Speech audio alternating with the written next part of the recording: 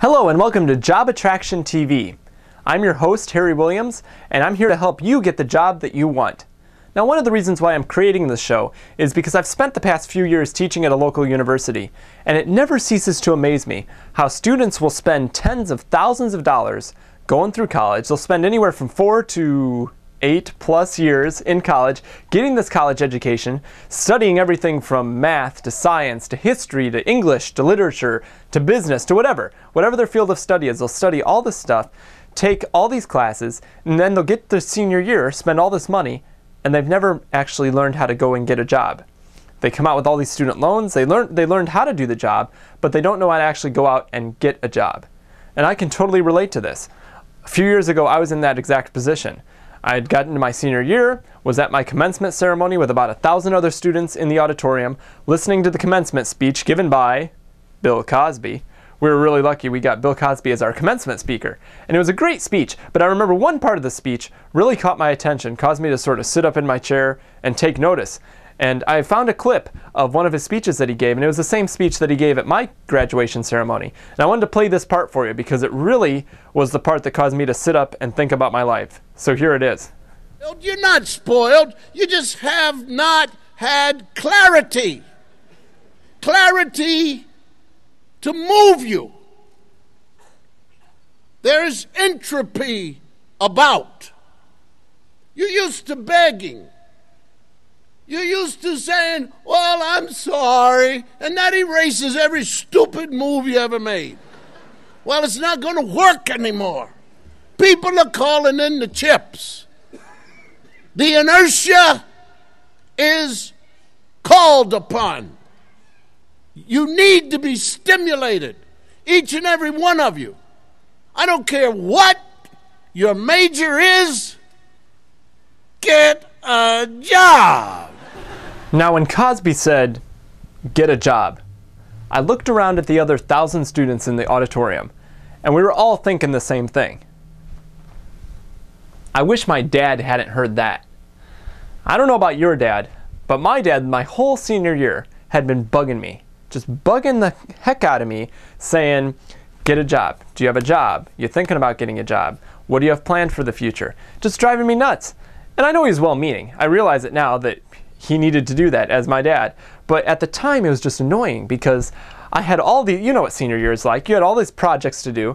You have all this stuff to do. That's the last thing on your mind is how do I get a job next year? Well, it shouldn't be, but that was my situation. So I found myself at my graduation, listening to Cosby, sitting up straight. Cosby's telling me to get a job. My dad's up there smiling down, looking down, saying, hey, that's what I've been telling you. You should have listened. And I all of a sudden had to think about this.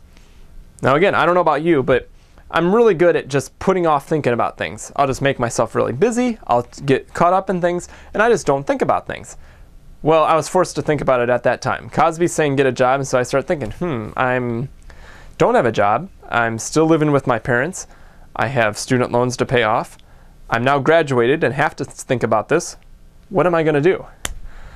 So I put it off again for a little while as I went to Europe. I was part of a choir at the university, and we had a trip to Europe, to Denmark actually, that summer. We left 3 days after graduation, so it was great. Got to tour around Denmark, spent 10 extra days with a friend of mine afterwards traveling around Europe.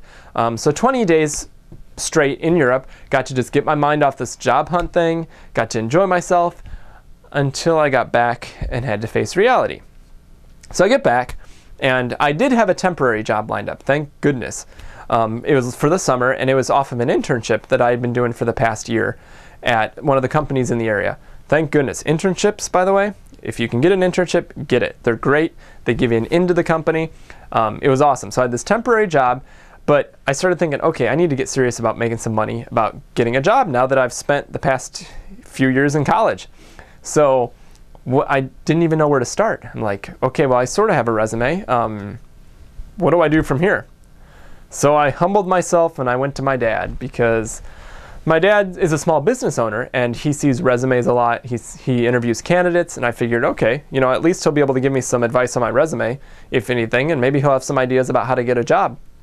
So humbled myself, went to my dad, said, Dad, you've been right for the past year. I should have been looking for a job, but I didn't. And so here I am. I, have my resume sort of done. but I need advice. I don't know where to even go from here. Don't even know where to start.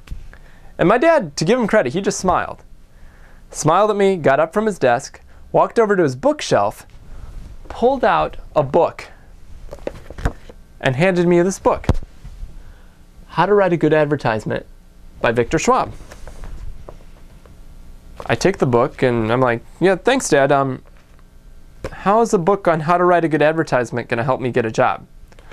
He smiled again and just said, well, just read the book. It has some great ideas and maybe you'll be able to use them in your job hunt, knowing full well what he was doing. So I read the book, and there were 5 main fundamentals in the book that the book was about. And I'm going to cover these in future episodes because they're great fundamentals. But needless to say, I read the book and it gave me a whole new mindset as to how to even go about the job hunt. It was great because I had been thinking in terms of, okay, I'm just going to do my resume, I'm going to upload it, I'm going to do what everybody else is doing, do what all the experts say on the web to do. But this was the totally wrong approach because that's what everybody else is doing.